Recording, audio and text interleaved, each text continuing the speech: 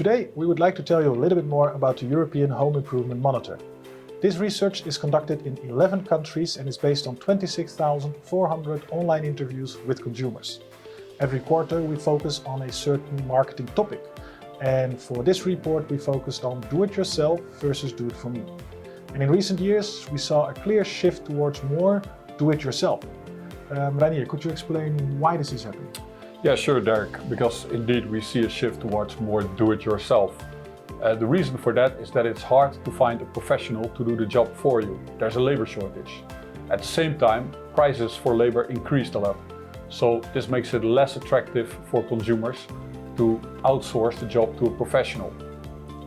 Another explanation is that during the COVID-19 pandemic, consumers picked up the brush or picked up the hammer themselves and learned new skills when it comes to home improvement jobs.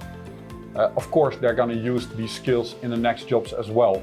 And these reasons are mainly causing the shift towards more DIY jobs.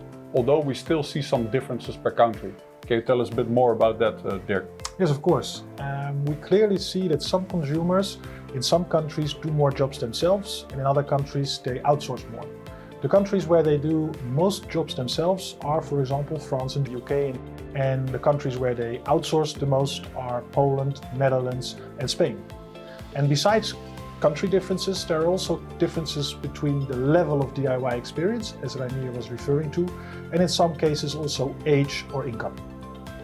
But full report covers much more than just that. We look at the future expectations of consumers, what jobs are they going to do in 2023. We see what the drivers and barriers are for these jobs, and we look on a product detailed level if they're doing the jobs themselves or outsource it. Anything to add to that?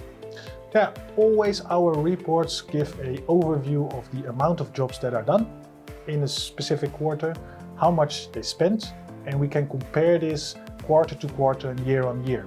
So not only will you get key insights on do-it-yourself versus do-it-for-me, but also how the home improvement market as a whole is developing. So the report is available now. If you want some more information on this, please visit our website or contact us directly.